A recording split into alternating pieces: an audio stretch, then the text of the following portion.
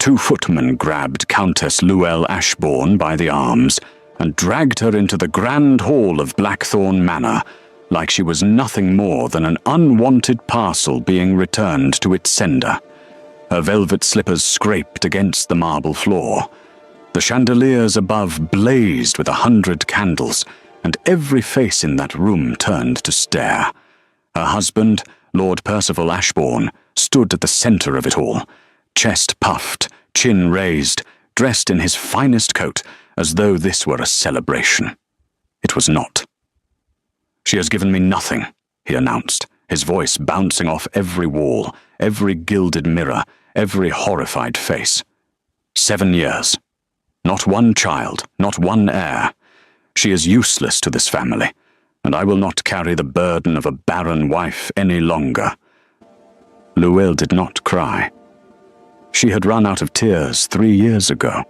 She stood straight, shoulders back, eyes forward, even as the whispers crawled around her like cold smoke. She had been a countess. She had managed his estates, hosted his guests, nursed his sick mother through 2 bitter winters, and smiled through every cruelty he called a marriage. And now he was trading her away. Not divorcing her, trading her, like a horse that could no longer run. Word had already spread through London's drawing rooms that Lord Ashbourne had offered his wife her modest dowry lands and a quiet agreement to 3 separate noblemen who needed a titled woman for appearance's sake and nothing more. 3 men had looked at her and walked away. But then the room went completely silent.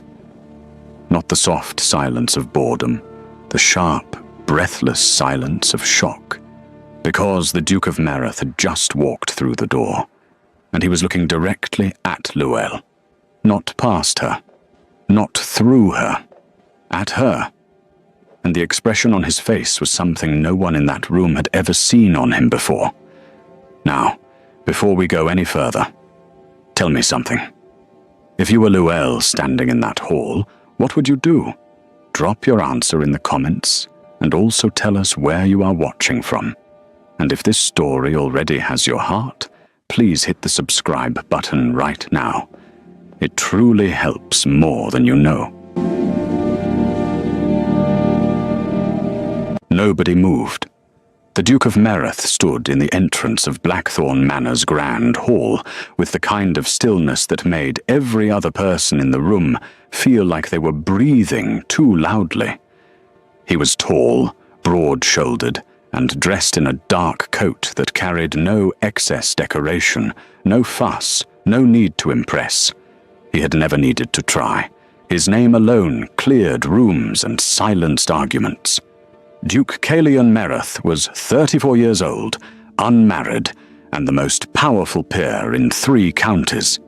He had been invited to this gathering under the pretense of a business discussion with Lord Ashbourne regarding northern trade routes. At least, that was what the letter had said.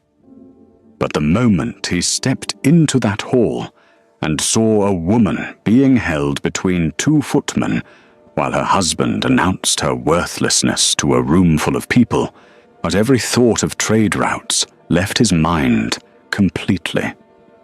He had seen war. He had buried his father and his younger brother in the same winter. He had signed documents that altered the fates of hundreds of families without flinching. But something about this particular scene, this specific woman standing perfectly still while the world humiliated her, reached into a part of him he thought had long gone cold. Llewellyn felt his gaze before she saw him. It was strange. In the middle of everything crushing down on her, something shifted in the air. She turned her head slightly and found him standing there, watching her with an expression she could not name. It was not a pity. She knew pity well. It came with soft eyes and tilted heads and whispered prayers. This was something else entirely. His jaw was set. His eyes were steady. And he was looking at her the way a man looks at something that matters. She looked away quickly. She could not afford hope. Not tonight. Lord Percival Ashbourne noticed the Duke's arrival and immediately rearranged his face into something resembling a smile. He crossed the hall with his hand extended, completely unbothered by the scene he had just created. "Merith, you came. Excellent. I trust the roads were kind to you." The Duke did not take his hand right away.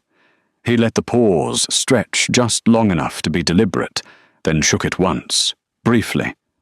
"Ashbourne," he said. His voice was low and unhurried. "What exactly is happening here?" Percival laughed. It was the laugh of a man who had rehearsed his explanations. "A domestic matter, nothing more. My wife and I have reached the end of our arrangement, but I am simply making the necessary transitions publicly, so there can be no confusion about terms later. You are auctioning her." The words landed like a stone dropped into still water. Percival's smile didn't quite vanish, but it thinned. "I would not use that word." "And yet," the Duke said, his eyes moving briefly to Luelle and then back, "here she stands between two of your men, while you address a room full of guests about her failure to produce children. What word would you prefer?" A murmur moved through the crowd. Several of the ladies exchanged glances. Lord Henwick, standing near the fireplace with a glass of brandy, went very still. He had been one of the 3 men who had already declined Ashbourne's offer. He was now deeply regretting the fact that he was still in the room. Percival's voice dropped, though not low enough. "This is not your concern, Merith." "No," the Duke agreed. "It is not." He walked further into the hall. He did not rush. He moved the way men move when they own every second of time around them. He stopped a few feet from Luelle and looked at her directly. "What is your name?" he asked. "Just her. No one else." She blinked. In 7 years of marriage, she could count on one hand the number of times anyone in a room full of people had addressed her first. "Luelle," she said. Her voice came out steadier than she expected. "Countess Luelle Ashbourne." Something moved across his face. Not quite a smile. "Are you well?" he asked. The question was so simple and so unexpected that she nearly lost the composure she had fought so hard to hold. She swallowed once. "I am standing," she said. He nodded slowly, as if that answer told him everything he needed to know. Then he turned to face the room. All of it. Every titled, powdered, pearl-wearing witness in that hall. "I will be taking Countess Ashbourne home with me tonight," he said. "Not as part of any arrangement your husband has proposed. As my guest. Under my protection." The silence that followed was so complete that the candles seemed to hold their breath. Percival took one step forward. "You have no right to interfere in a private family matter." The Duke looked at him with the patience of a man who had absolutely no fear of the person in front of him. "File a complaint with the House of Lords," he said. "I will be happy to explain to them what I witnessed here tonight." Percival went pale, because they both knew what that meant. Whatever legal arrangement he had been planning with Luelle's lands, and her title would be dragged into the open. And Percival Ashbourne had several things he very much didn't want dragged into the open. The footman released Luelle's arms without being told. She suspected they had never wanted to hold them in the first place. A woman near the back of the room, Duchess Orinthia Farewell, leaned toward the woman beside her and whispered something behind her fan. The woman beside her, Lady Presca Dunmore, didn't whisper back. She just stared at the Duke with wide eyes and the expression of someone watching history happen in real time. The Duke held out his arm to Luelle. She looked at it, then at him. She was searching his face for the trick, for the angle, or for the thing men always wanted when they offered something that looked like kindness. She found nothing she recognized as danger. She took his arm, and together they walked out of Blackthorn Manor, while Lord Percival Ashbourne stood in the centre of his own grand hall, surrounded by his own guests, completely powerless to stop them. Outside, the night air hit her face like cold water. She exhaled for what felt like the first time in hours. A carriage waited at the bottom of the stone steps. A footman opened the door. The Duke gestured for her to enter first. She paused on the second step and turned to look at him. "Why?" she asked. He met her eyes. "Because no one else was going to," he said simply. She got into the carriage. He followed. The door closed. The horses moved. And Llewellyn Ashbourne, who had spent 7 years learning not to want anything, felt something terrifyingly close to hope begin to stir in her chest. She pressed it down immediately. She had learned that lesson before. Mereth House was nothing like Blackthorn Manor. Blackthorn had been built to impress. Every corridor was lined with portraits of Ashbourne ancestors who looked like they were judging you for existing. Every room was arranged for appearances rather than comfort. The flowers were always fresh and always slightly too perfect, like everything else in Percival's world. Mereth House was large, yes, grand even, but it breathed differently. The ceilings were high but not cold. The furniture was fine, but worn in the places where people actually sat. There were books everywhere, not arranged decoratively on shelves, but left open on tables, stacked near chairs, tucked beside lamps. Someone actually read them. Llewellyn noticed all of this in the few minutes it took for the Duke's housekeeper to lead her to a guest room on the second floor. The housekeeper's name was Mrs. Tovell, a compact, sharp-eyed woman in her 50s who asked no questions and offered no opinions, which Llewellyn found deeply refreshing. "There is warm water already prepared," Mrs. Tovell said, opening the door to a room that smelled faintly of cedar and dried lavender. "Supper can be brought up if you prefer privacy, or there is a place set for you in the dining room. His Grace leaves the choice entirely to you." Llewellyn stood in the center of the room and looked at the bed.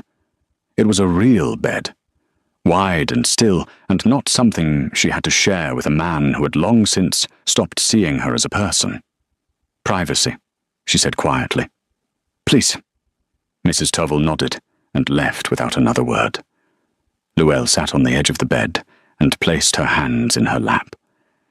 She looked at them for a long moment. Oh, they were steady.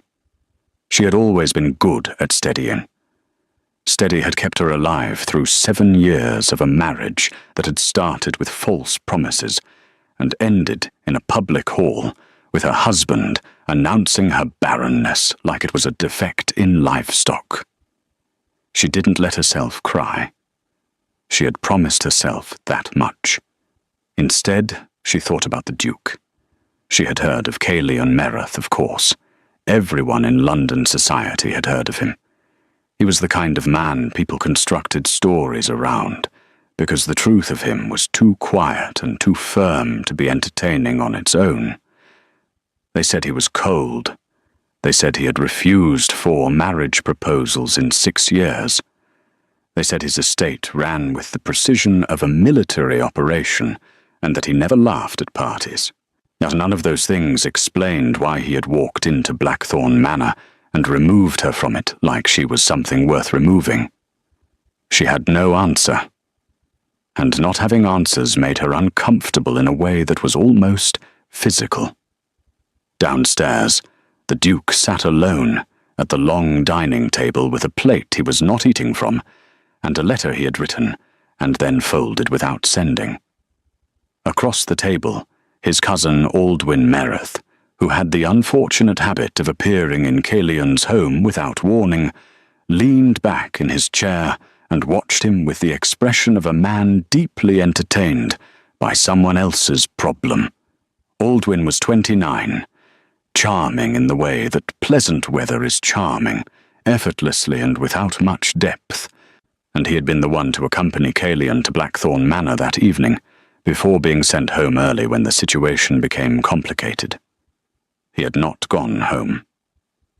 "So," Aldwin said, picking up a bread roll and tearing it apart with both hands, "you brought her here." "I did. Just like that." It appeared necessary. Aldwin chewed thoughtfully. "You do understand that by morning every drawing room in London will have 17 different versions of tonight, none of which will be particularly accurate, and all of which will involve you." "Yes." "And you are entirely unbothered by that." Calion looked at him. "What would you have had me do?" Aldwin held up both hands. "Nothing. I think it was the right thing. I just find it interesting that you, specifically you, who has not done a single impulsive thing in the last decade, you walked into that hall and essentially declared yourself the protector of a woman you had never spoken to before tonight." Calion said nothing for a moment. He picked up his glass, looked into it, set it back down. "She did not flinch," he said. Aldwin blinked. "Pardon?"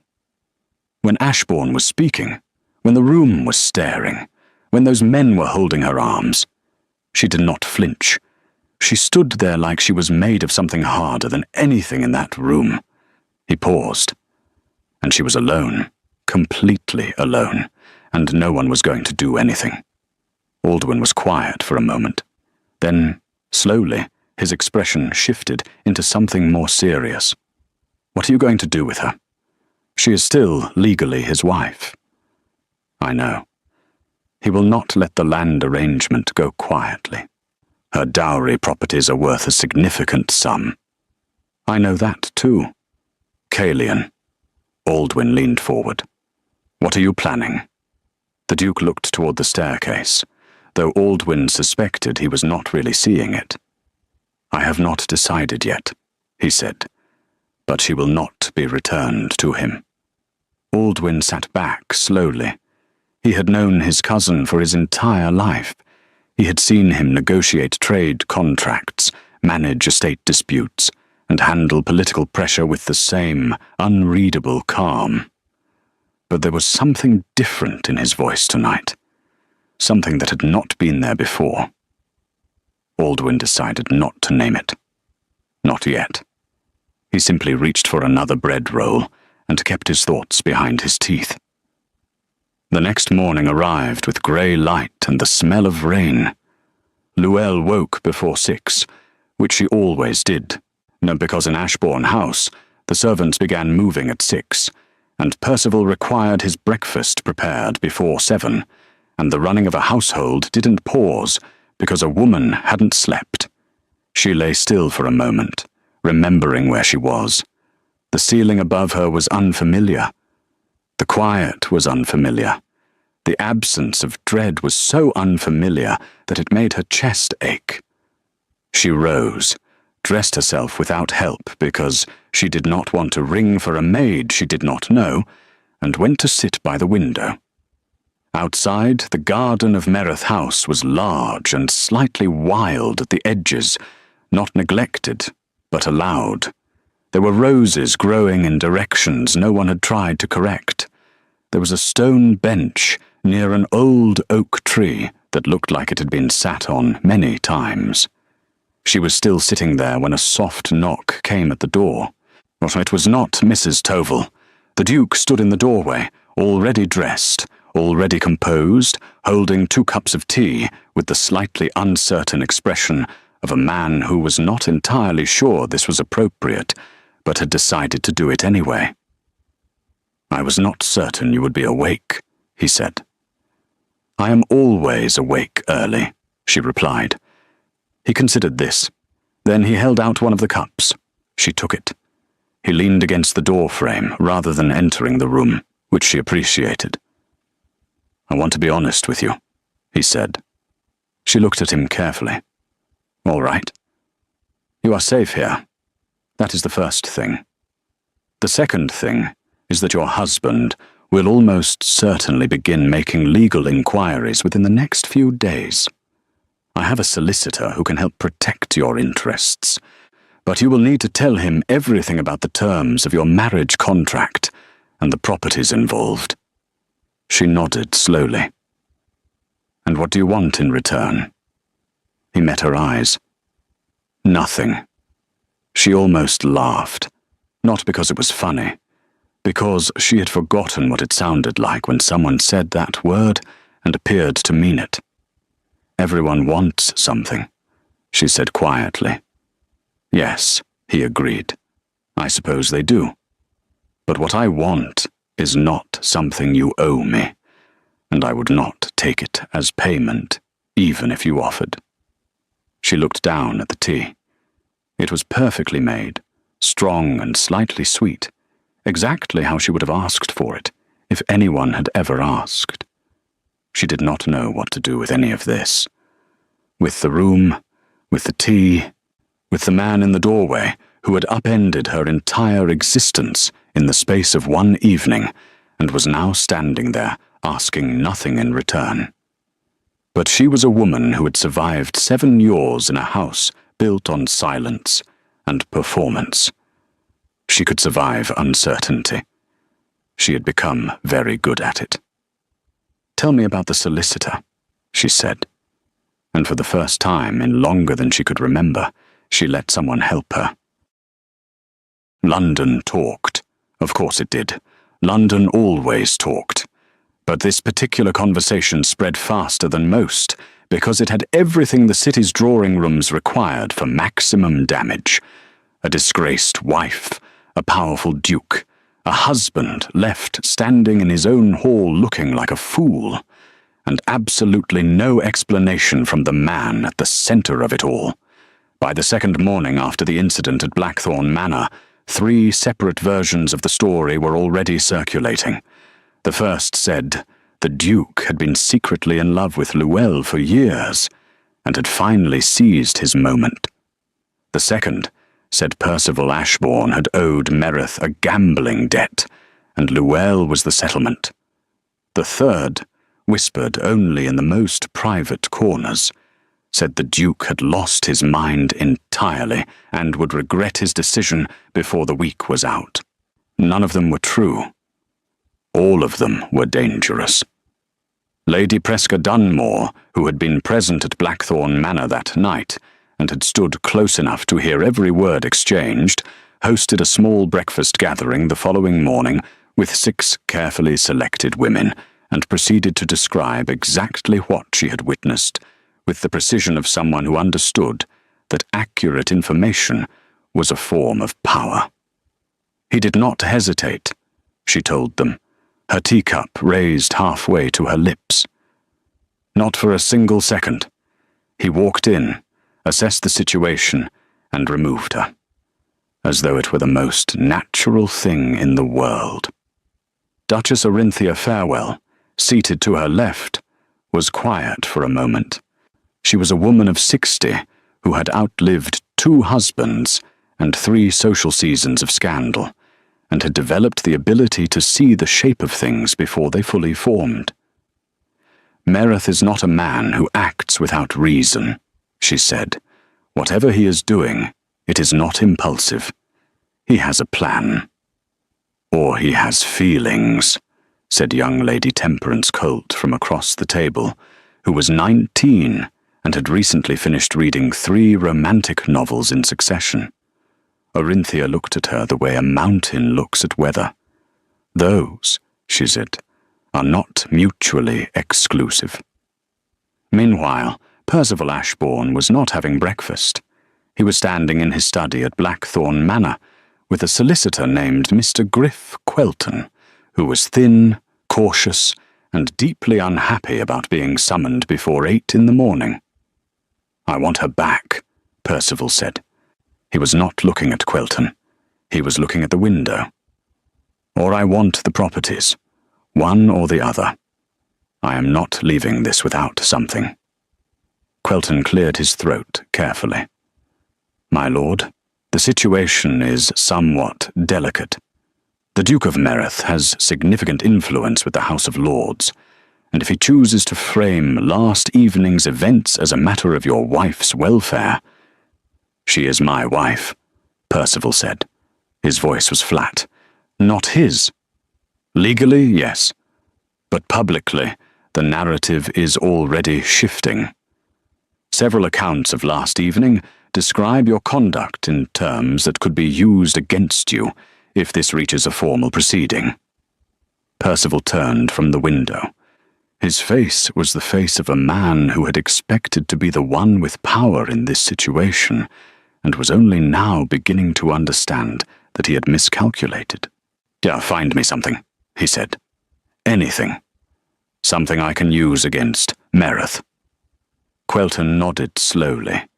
He did not say what he was thinking, which was that finding something to use against the Duke of Meath was approximately as sensible as finding something to use against the tide. But he was being paid, so he would try. Back at Meath House, Llewellyn was meeting the solicitor the Duke had promised. His name was Mr. Bastien Croy, and he was nothing like Quelton. He was broad, unhurried, with the kind of calm that came from having untangled, complicated legal situations for 30 years without losing his temper or his reputation. He spread her marriage documents across the writing desk in the Duke's library, studied them for 20 minutes without speaking, and then looked up. "Your dowry properties," he said, "and the 3 parcels in the eastern counties. Were these transferred into your husband's name upon marriage, or did they remain in yours?" Llewellyn folded her hands. "They were to remain in mine. That was the condition my father insisted upon. It is written in the original contract." Croy looked back at the documents. "It is. And yet your husband has been drawing income from all 3 for the last 4 years. The room went quiet. Llewellyn had known something was wrong with the accounts. She had asked once, early on, and Percival had explained it away with the confidence of a man who assumed his wife would not press further. She had pressed. He had simply stopped answering. "He has been taking money that was legally mine," she said. "Yes," Croy said simply. "And that changes everything about your position in this." The library door was slightly open. In the corridor outside, the Duke stood with a document of his own, which he had stopped reading the moment he heard Croy begin speaking. He did not enter. He simply listened, and as he did, something in his expression hardened into something that was not quite anger, but was related to it. He had suspected something like this. He had not known the extent of it. He walked away from the door before Llewellyn could finish speaking, because what he wanted to say at that moment was not something that would be useful to anyone. Instead, he went to find Aldwyn, who was in the east sitting room, reading a newspaper with his boots up on the furniture. "She did not know," Caelion said without preamble. Aldwyn lowered the paper. "Know what?" "He has been taking income from her properties for 4 years, properties that are legally hers. She did not know the full extent of it." Aldwyn put his boots on the floor. "That is not just cruelty. That is fraud. Yes. Which means she has legal standing. Real legal standing. She does not need to wait for him to release her. She can go on the offensive. Croy will advise her of that." Aldwyn studied his cousin. "And what will you do?" Caelion looked at the fireplace for a moment. "I am going to write a letter to Lord Henwick." Aldwyn frowned. Henwick. He was one of the men Ashbourne approached about taking Llewellyn. "Why would you?" "Because Henwick was present that night. And Henwick has his own complicated history with Ashbourne that predates all of this. If he is willing to make a formal statement about what he witnessed, it supports whatever proceeding Croy initiates." Aldwyn blinked. Then he smiled slowly. "You have already thought this through." "I think most things through." You did not think of bringing her here. Calion picked up a pen from the writing desk. No, he said quietly. That one I did not think through. He began writing, and Aldwyn wisely said nothing further. Luelle spent the afternoon in the garden. She had asked Mrs. Tovall's permission, which had amused the housekeeper visibly, because guests at Merith House did not typically ask permission to use the garden. But Luelle was not yet comfortable moving through someone else's space, as though it belonged to her. Old habits were stubborn things. She sat on the stone bench near the oak tree she had noticed from her window that morning, and turned her face up toward the thin grey sky. The rain had softened to a mist. It was cold, but not unpleasant. She heard footsteps on the path and looked up. It was not the Duke. It was a young woman she had not seen before, perhaps 17, with dark hair escaping from its pins and ink stains on 3 of her fingers. She stopped when she saw Luelle and looked startled, then curious, then composed, all in the space of about 2 seconds. "You are her," the girl said. "The Countess." "I am," Luelle said. "And you are?" "Petra Merith. Calion is my brother." She said it with the casual ownership of someone who had never once been intimidated by a duke. "I arrived this morning. I live mostly at the countryside estate, but I came when I heard what happened." She paused. "I wanted to see you." Luelle looked at her. "Why?" Petra sat down on the bench without being invited, which Luelle found oddly endearing. "Because my brother has not done anything surprising in 6 years," she said. "And then he does this. And I wanted to know what kind of person made him do something surprising." Luelle was quiet for a moment. "I did not ask him to." "No," Petra said. "That is probably why he did it." They sat in silence for a moment. A bird moved through the oak above them. The mist continued its quiet work. "He is not what people say," Petra said eventually. "He is not cold. He is just careful. There is a difference." Luelle looked at her. "You are very direct for someone your age." Petra shrugged. "Calion taught me that wasted words are wasted time." She paused. "He also taught me that the people worth knowing are usually the ones who have been through something difficult and came out still kind." Luelle looked away. Of the roses at the edge of the garden were losing their petals in the damp air, one by one, without drama. "I am not sure I am still kind," she said softly. It was the most honest thing she had said to anyone in years. Petra considered this seriously, the way young people do when they decide to treat something as a real question rather than a polite remark. "You are sitting in a garden in the rain instead of plotting revenge," she said. "I think that counts. Despite everything, despite 7 years and a public hall and a marriage that had stripped her down to almost nothing, Luelle almost smiled. It was small, it was brief, but it was real. The letter arrived at Merith House on Thursday. It was not from Percival. It was from his mother, Lady Grestin Ashbourne, a woman of 71 who had survived 4 decades of London society through a combination of sharp intelligence and complete shamelessness. She wrote in a hand that was surprisingly firm for her age, and her message was short. She wished to call on Countess Ashbourne at Merith House on Friday at 2 o'clock. She hoped this would be convenient. Mrs. Tovall brought the letter to Luelle herself, which suggested even the housekeeper understood this was significant. Luelle read it twice. Then she went to find the Duke. He was in his study, standing over a wide desk covered in correspondence, land records, and at least one map that had been unrolled and held flat at the corners with whatever objects were closest. He looked up when she knocked on the open door.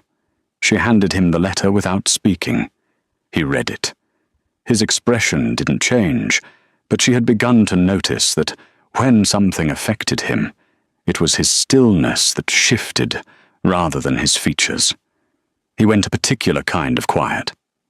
"Lady Grestine is not her son," he said finally. "No," Luelle agreed. "She is considerably more dangerous." Something moved at the corner of his mouth. "You know her well?" "I lived in her son's house for 7 years. She visited twice a year. She never liked Percival's behavior, but she liked appearances more." Luelle paused. "She's coming to assess whether I am an embarrassment or an asset." He set the letter down. "Which do you intend to be?" Luelle met his eyes. "I have not decided yet." He looked at her for a moment longer than necessary. Then he said, "Whatever you decide, I will support it." She turned to go, then stopped. "Why does this house have so many books?" she asked. It was not the question she had meant to ask. She was not sure what she had meant to ask. "Because I read them," he said. She turned back just enough to see his face. He did not look like he was being clever. He looked like it was simply the answer. She left, and he stood in his study, looking at the door she had just walked through for considerably longer than he would have admitted to anyone. Friday came with actual sunshine, which felt almost aggressive after the grey of the previous days. Lady Grestine Ashbourne arrived at exactly 2 o'clock in a carriage that was older than it needed to be and better maintained than it had any right to be. She was a small woman who had the posture of someone twice her size and the eyes of someone who had catalogued every person she had ever met and filed them away under useful or not useful. She was shown into the front sitting room where Luelle waited alone, because she had asked the Duke not to be present. He had accepted this without argument, which had surprised her.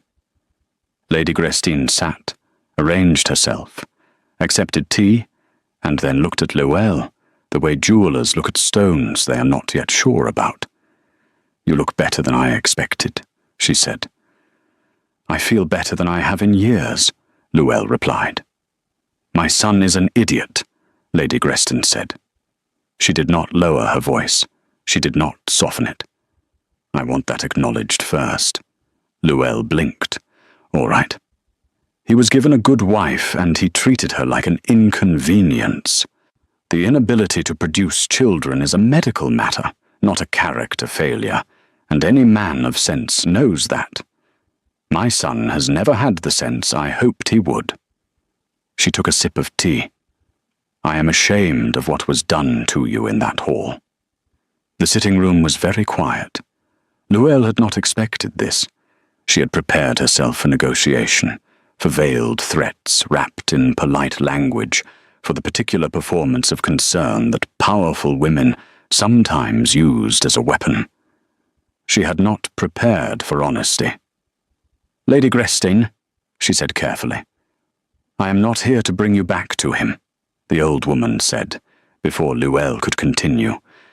"I want to be clear about that immediately. What he did cannot be undone, and I would not ask you to return to a house where you were publicly humiliated." She set down her teacup. "Dad, I am here because the family solicitor has informed me that Percival intends to pursue your dowry properties through a legal claim. And I am here to tell you that I will testify against that claim if it reaches a formal proceeding." Luelle stared at her. "You would testify against your own son?" "I would testify for what is right," Lady Grestine said. "Which is different." She folded her hands in her lap. "Your father was a good man. He negotiated those property terms specifically to protect you. Percival violated that agreement. I knew he was drawing income from those parcels. I told him twice to stop. He did not." Her mouth thinned. "I am 71 years old. I have very little patience left for men who think their comfort justifies theft." Outside in the corridor, completely invisible and making no sound, Petra Mereth was crouched near the sitting-room door, with her ear approximately 3 inches from the wood. She had promised her brother she would not eavesdrop. She had broken that promise almost immediately. She pressed her hand over her mouth to keep from making a sound.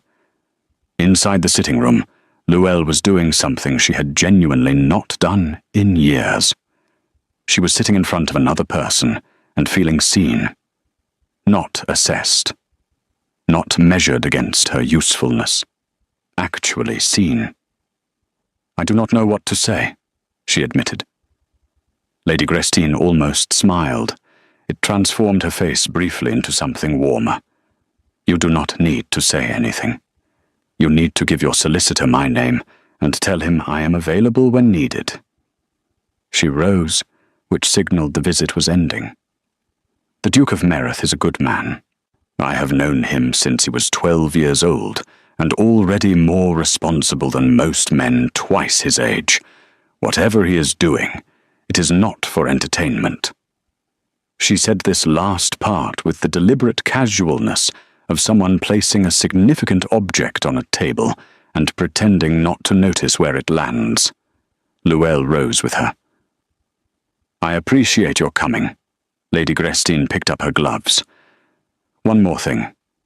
She looked at Luelle directly. "You have been told your whole married life that you are lacking, that you are incomplete, that something is wrong with you." She paused. "There is nothing wrong with you. There never was." She left. Her carriage departed at precisely 2:47. Luelle stood in the center of the sitting room for a long moment after the sound of the wheels faded. Then she sat back down, placed her hands in her lap, and for the first time in a very long time, she let herself cry. Not from grief, not from pain, from something she did not have a clean word for. Something that felt like a wall she had been holding up for 7 years, finally, quietly, coming down. She did not hear the door open. She did not hear his footsteps. She only knew the Duke was there when a clean handkerchief appeared on the arm of the chair beside her, placed there carefully and without comment. She looked up. He was already walking away, giving her the privacy of the moment, while still somehow being present in it. She picked up the handkerchief. She pressed it to her face. And she thought, with something that frightened her a little, that she was beginning to understand why Petra had said her brother was not cold. He was not cold at all. He was simply waiting. For what? Well, she was not yet sure. But she was beginning to think that whatever it was, it might have something to do with her. The news broke on a Tuesday. Not slowly, the way most things unraveled in London society. It broke all at once, like a window struck by something thrown hard and deliberate. By noon, every club, every parlour, every carefully arranged afternoon visit in the city carried the same information in slightly different packaging. Lord Percival Ashbourne had filed a formal legal claim against his wife, Countess Luelle Ashbourne, citing abandonment of the marital home and seeking full transfer of her 3 dowry properties into his permanent possession. The claim was aggressive, it was calculated, and it was, according to Mr. Bastian Croy, who appeared at Mereth House within 2 hours of the filing becoming public, almost impressively stupid. He has filed this claim while simultaneously being on record as having publicly announced his intention to trade her away, Croy said, spreading documents across the library desk with the focused energy of a man who had just been handed everything he needed. He cannot claim abandonment when he was the one who attempted to remove her from the marriage arrangement entirely. The contradiction is not subtle. The Duke stood at the window with his arms crossed and said nothing, because Croy was the kind of man who thought better when not interrupted. Lady Grestein's willingness to testify changes the financial picture significantly, Croy continued. If we can demonstrate that income was drawn from the Countess's properties without her consent over a period of 4 years, we are not simply defending against his claim. We are initiating one of our own. Baldwin, who had appeared again from wherever he disappeared to when things were quiet, was leaning against the bookshelf with his own copy of the filed document. "What does she want?"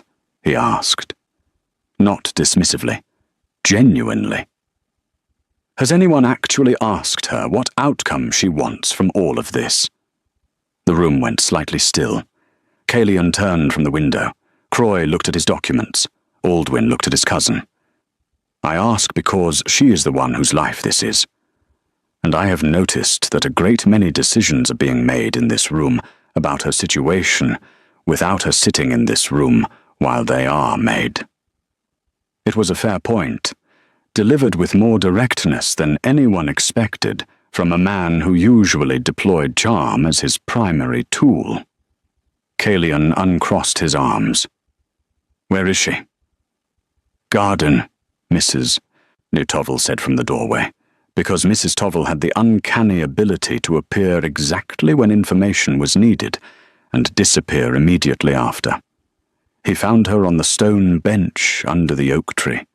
She had a book open in her lap, but she was not reading it. She was watching 2 sparrows argue over something in the grass with the focused attention of someone who was actually thinking about something else entirely. She looked up when she heard him approach. He sat down on the bench, not close enough to crowd her, close enough to be present. Croy is inside building a case, he said. I know, she said. I could hear him from the corridor. He has a very projecting voice for someone so calm. The corner of his mouth moved. What do you want, Luelle? She looked at him. He had used her name, just her name, without the title, and it had the effect of making the bench feel smaller than it was. What do I want? She repeated softly. From this. From the legal proceedings. From whatever comes next. He paused. Baldwin pointed out that we have been making decisions about your life without asking you. He was correct. She looked back at the sparrows. They had resolved their disagreement and departed. I want the properties, she said. They were mine. They should be mine again. She was quiet for a moment.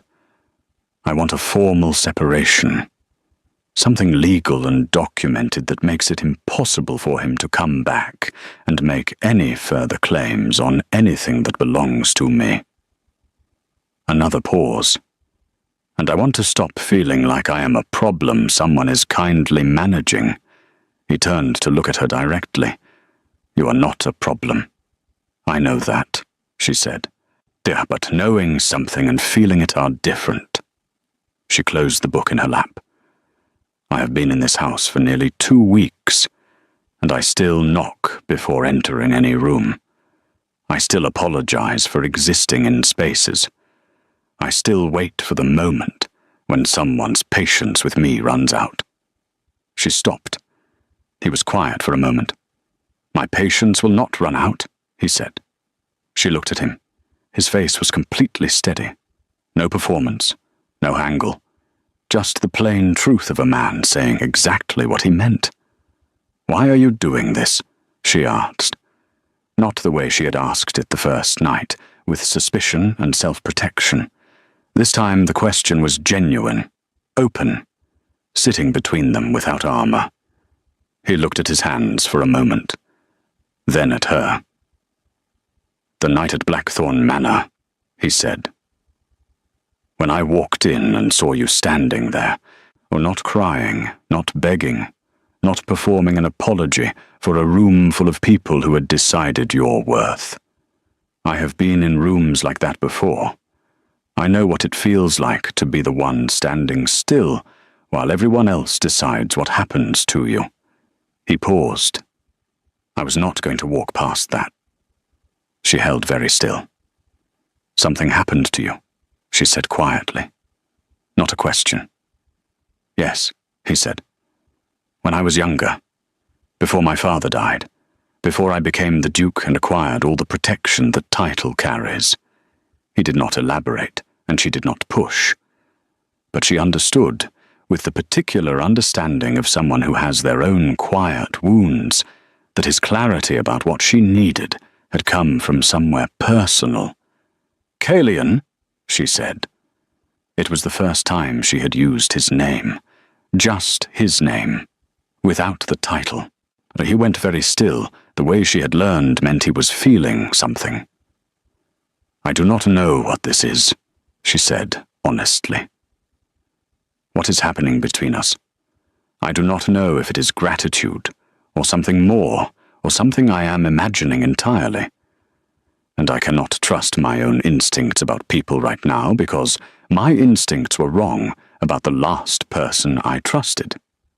"That is fair," he said. "But I do not want to leave," she said. The words came out before she had fully decided to say them. "And I am not saying that because I have nowhere to go.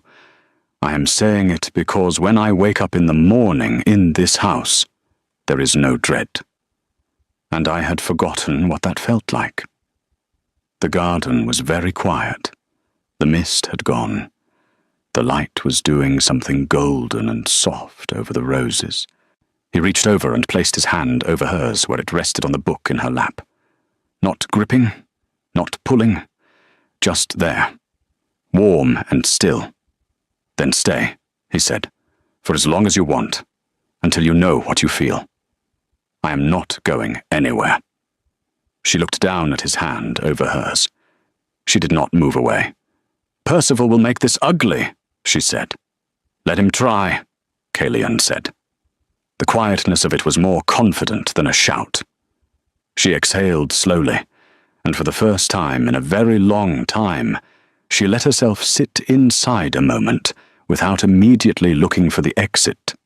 Inside the house, Petra was watching from the upstairs window, with the expression of someone watching their favorite story happen in real life. Aldwyn appeared beside her, looked out, and made a small sound of satisfaction. "Finally," Petra whispered. "Or do not say anything to him about it," Aldwyn said. "Obviously," she replied. Then after a pause, "Not yet, anyway." 3 days later, Lord Henwick's formal statement arrived at Croy's office. It was detailed, precise, and confirmed everything that had occurred at Blackthorn Manor that evening from the perspective of an independent witness who had been present throughout. Henwick described the footman holding Llewell's arms. He described Percival's announcement, word for word. He described 3 men, including himself, being approached with the trade arrangement before that evening, and he confirmed that he had declined because the situation had struck him as legally and morally indefensible. He also mentioned, in a brief addendum at the end of the statement, that he had documentation of a separate financial dispute with Lord Ashbourne from 2 years prior that he was now prepared to make available to any formal proceeding.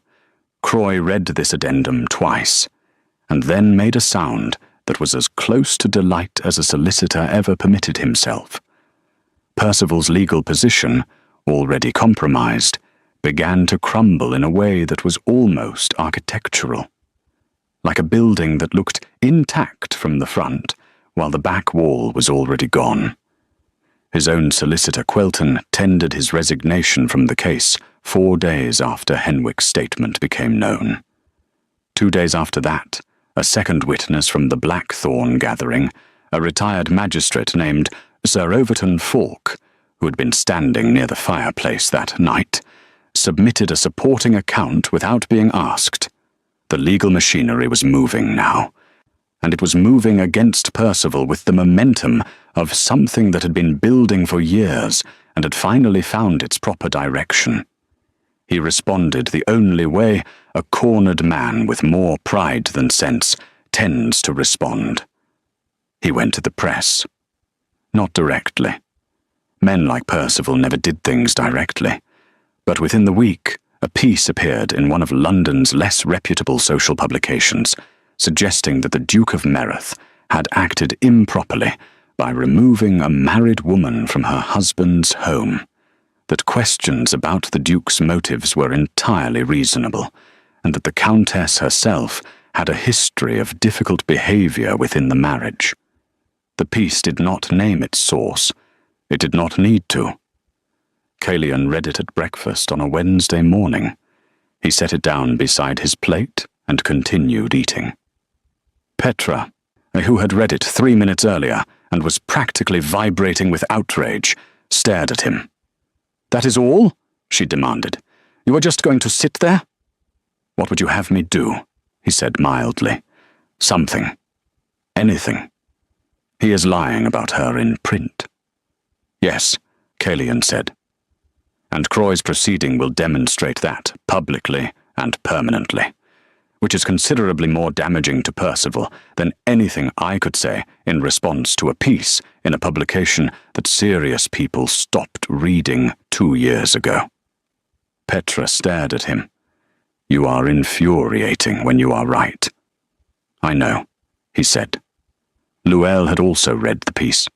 She came down to breakfast later than usual, after the Duke had already left for a meeting with Croy, and she sat at the table with the publication in front of her, and Mrs. Tovel's excellent tea going cold beside it. Aldwyn sat across from her, which he did most mornings now, because he had discovered Luelle was one of the few people who could match him in conversation and beat him at chess. "How are you?" he asked. She looked up from the publication. "I am angry," she said, "which is actually an improvement. Anger is much easier to work with than grief." Aldwyn looked at her carefully. "What are you going to do with the anger?" She folded the publication precisely, stood up, and said, "I'm going to go and speak to Lady Presca Dunmore." Aldwyn blinked. "Now?" "She was at Blackthorn Manor. She has a breakfast gathering every week with 6 women, who between them know everyone worth knowing in London. She told the truth once." Luelle picked up her gloves. "I'm going to give her more truth to tell." Aldwyn sat very still for a moment. Then he smiled the slow, warm smile of someone watching a person come fully back to life. "Shall I arrange a carriage?" he said. "Please," she said, and walked out of the room with her chin up and her shoulders back, and the particular energy of a woman who had finished being quiet. Lady Presca Dunmore's breakfast gathering that Thursday was slightly larger than usual. Word had moved quietly through certain channels that there might be something worth attending, and so the regular 6 had become 9, which was still intimate enough for candour, but broad enough to matter. The women gathered around Presca's long table included Duchess Orinthia Farewell, 2 wives of sitting lords, a recently widowed baroness named Lady Sephra Colt, who had her own complicated history with Percival's social circle, and a sharp-eyed journalist named Miss Otterline Vere, who wrote a widely read column on society matters under a male pseudonym because the publication would not print women's names above serious commentary. Luelle arrived in a carriage bearing the Meath crest, which she had not asked for, but which Mrs. Cotevelle had arranged because Mrs. Tavell understood symbolism. She walked in, and the room received her the way rooms receive someone they were not entirely sure how to categorize. She sat where Presca directed her, accepted tea, and then spoke for approximately 20 minutes without notes, without performance, and without apology. She described her marriage. Not all of it, not every private wound, but the shape of it. The years of being told her value was contingent on producing an heir. The properties drawn from without her knowledge or consent. The evening at Blackthorn Manor, experienced from the inside, which sounded very different from the outside. The press piece that had appeared that week, attributing difficult behavior to her without a single specific example. She spoke clearly and simply, and with the kind of controlled honesty that is more devastating than drama, because it cannot be dismissed as exaggeration. When she finished, the room was quiet. Duchess Orinthia set her teacup down with a small, deliberate click. "Miss Vere," she said, looking at the journalist across the table, "I trust you are able to write something more accurate than what appeared in print this week." Miss Otterline Vere, who had been sitting completely still for the last 20 minutes, with the focused expression of someone storing every word in an organized internal archive, smiled. "I believe I can," she said. Lady Sephra Colt, who had not spoken until that moment, said, "I can also provide Miss Vere with documentation of a financial matter Ashbourne was involved in 3 years ago that never became public. I have been waiting for an appropriate moment." Preska looked at her. "You have been sitting on that?" "I was waiting," Sephra said simply, "for someone worth sitting on it for." Luelle looked at these women around the table. Women who had spent their lives working within a system designed to limit them, finding the exact edges where their influence could move, storing their knowledge like careful currency, waiting for moments that warranted spending it. She understood them completely. "Thank you," she said, and she meant it with her whole self. The article Miss Otterline Vere published 4 days later, under her usual pseudonym in a publication 3 times the size of the one that had attacked Luelle, was read by nearly every person of consequence in London before the week was out. It was precise. It was sourced. It named no names directly, but described events and circumstances with enough specificity that anyone paying attention knew exactly who was being discussed. It raised pointed questions about the legal and ethical dimensions of a husband publicly trading away a wife, about the income drawn from properties that were not legally his, and about the curious pattern of a powerful man attacking a woman's character in print the moment she acquired capable legal representation. It did not mention the Duke of Meredith at all, which was, in its own way, the most powerful thing about it.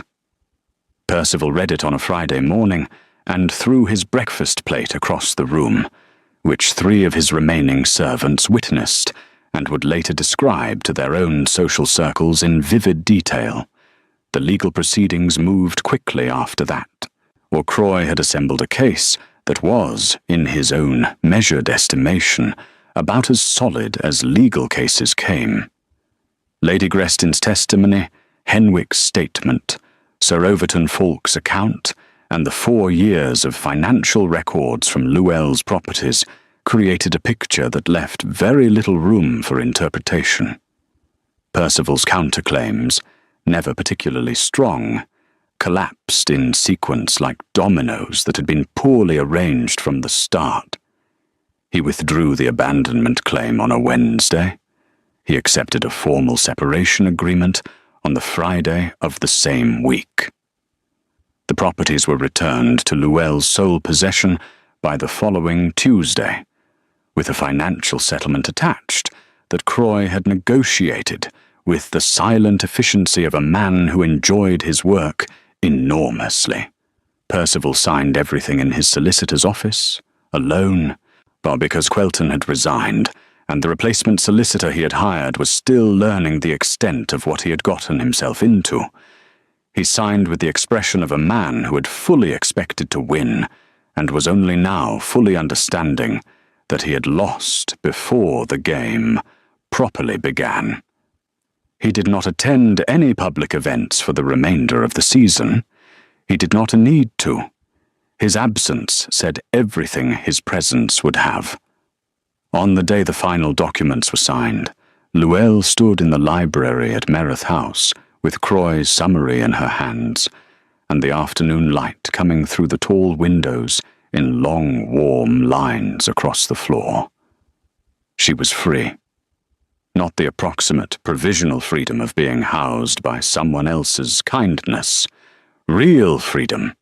Legal, documented, financial freedom. Her name on her own properties.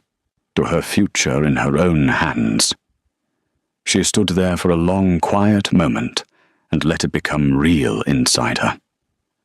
Then she went to find Calian. He was in the garden.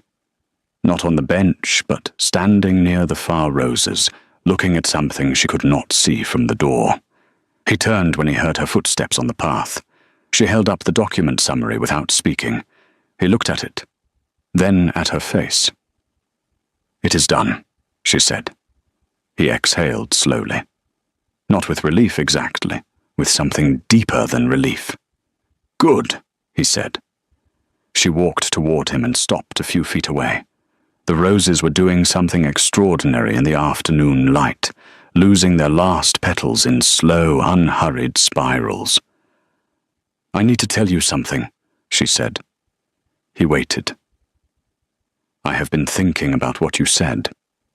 On this bench. About not going anywhere." She looked at him steadily. "I have been afraid of my own feelings, because the last time I trusted what I felt about a person, I spent 7 years paying for it." She paused. "But I've also been watching you for weeks. How you move through your own house. How you speak to your sister. How you handled all of this without once making me feel like a burden or a project or a cause." Another pause. "And I think what I feel is not gratitude.